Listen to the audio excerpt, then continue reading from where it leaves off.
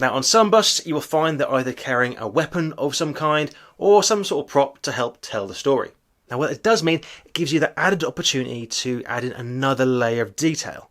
So in this video we're going to be painting the PIAT, the anti-tank weapon from that World War II Airborne Sergeant bust, the project we've been working on previously. Now on this one, watch through to the end because I'm going to try something a little bit different. I'm also going to completely screw that up. I then rescue it and add in some awesome little weathering to take this to this. This is going to be an interesting challenge.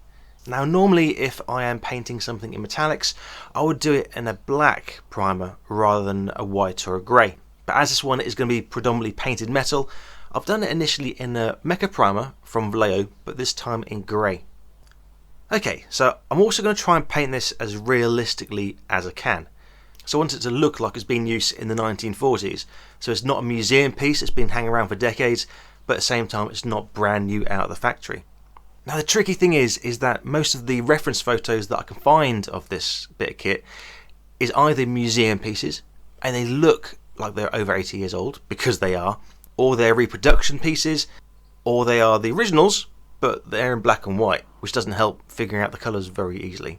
So what I'm going to try and do is get some of the colours from some of the reproduction type pieces and get the weathering patterns from the black and white photos of the kit being actually in use. That's my cunning plan anyway. We'll see how it works out. Now looking at the body of the PIAT, it's more of a bronzy olive green with a satin finish rather than a matte or a gloss. So I'm going to try using a mix of oil paints. Now I've not used them for this sort of thing before, so this will be quite an interesting experiment, well for me at least anyway. I'm going to use some of the olive green from Winsor & Newton, and this one has an Alkyd base, but it can tend to be more glossy than a linseed based oil paint for example. I want to get a bit more bronzy in there, so I'm going to mix a bit of yellow, a little bit of brown and some white or black if I need to. And using a Filbert brush, I'm going to paint it over. And also interestingly, looking at the reference photos, the support, the stand piece, is more of a browny, yellowy kind of colour rather than the same colour as the rest of the body. Now painting the stand is a lot more fiddly, so I'm going to switch that Filbert brush out for a Kolinsky Sable brush because it has a far finer point and it is perfect for dealing with detail work when you're playing with oils. So I've let that first coat dry overnight and it's got quite a nice colour variation going through there. That's quite interesting. So let's put on a second coat, and I've left that to dry for another night. But then going back to it, yeah, that's not quite the effect I was going for. It's got some interesting colour variation through, but it is extremely shiny, and it's, yeah, that's not what I'm looking for. However, all is not lost. Let's come back to those acrylic paints, and first of all I'm going to use a Cam Dark Green from the Vallejo Model Air range. Now this is a lovely colour, it's nice and matte, and it's got a good dense pigment in it, but it is still quite thin. Now to be honest with you, I was a little bit concerned about how well that acrylic paint would adhere to that glossy oil paint underneath, but it seems to be handling it quite nicely. The colour is pretty much bang on what I wanted, and also it's a nice satin colour rather than a glossy or too matte. But also what is really interesting is that because it's a Model Air paint, it's a lot thinner, and therefore you're getting a little bit of that colour variation, a little bit of that bronziness kind of coming through from that oil paint underneath. It's a bit of a happy accident, but I quite like that. Okay, so moving on to the wrappings. Now looking at the reference photos, these bits were made of a really coarse canvasy kind of fabric, and the colour looks almost like quite a pale grey kind of khaki colour. So I think the only way I'm going to kind of achieve this kind of colour is by mixing it on the wet palette. So to mix this up on the wet palette, I think I'm going to use some kind of beigey kind of colour, a darker grey, a nice rich brown, and a little bit of black as well. Now these are from both the Army Painter as well as the Vallejo model colour range. And if you are interested in the exact paints and bits of kit that I'm using today, then as always I've put a full resource list down in the description for you, and I hope that helps. So before we move on to the next step, if you are enjoying this journey of trying out different things and me generally kind of screwing it up and so therefore you don't need to, or on the flip side, if you find those product tests and the product reviews really useful, then if you haven't done so already, then please consider hitting that subscribe button. And if you do hit the subscribe button, let me know down in the comments and I'll do my very best to reply and say hi.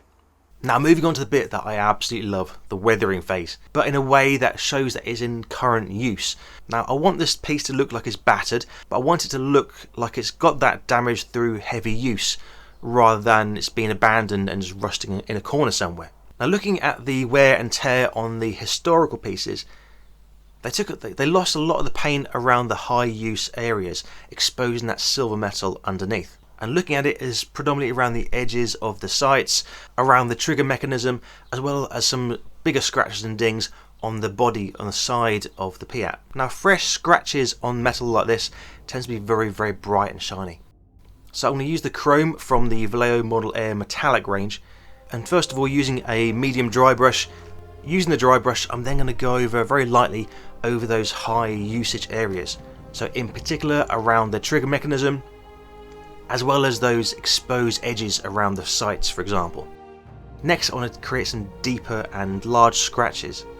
So to create those larger and slightly deeper scratches, I want to now switch out from the dry brush to a fine tipped round brush.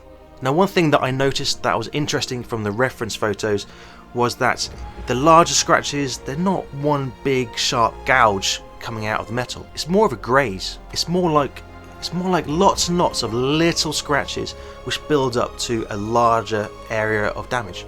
Now at the minute it looks like silver paint painted on top of the green.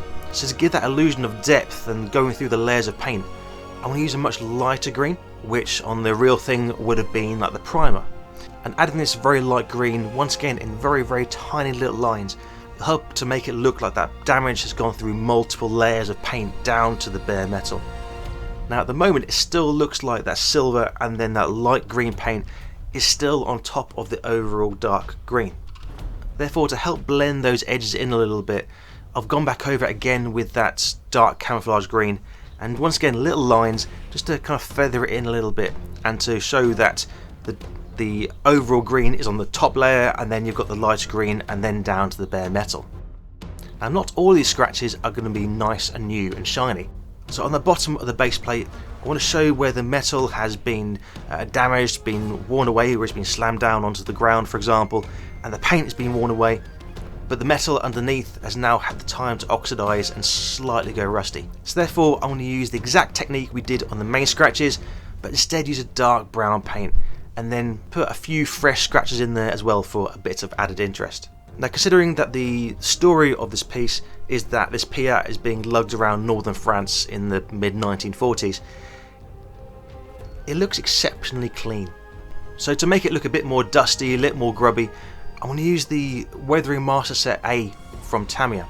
Now this one is got lots of deserty sort of colours, but this sort of muddy brown should be quite good just to make it look a bit more dusty, a bit more dirty.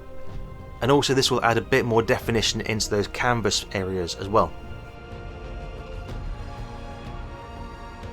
So yes, we're not finished yet. Just looking at what we've got so far, I'm quite liking those oily different colours coming through that acrylic paint. That's quite an interesting effect. I also quite like the scratching as well, the different as it goes through the different layers of paint. Yeah, that's quite interesting. Now all that's left to do now is add a little bit of super glue and then to glue it in place.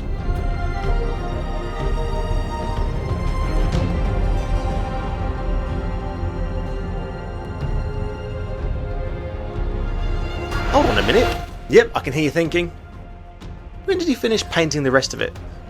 And that, my friends, is a very interesting story. And we'll go into that in a bit more detail in this video right here.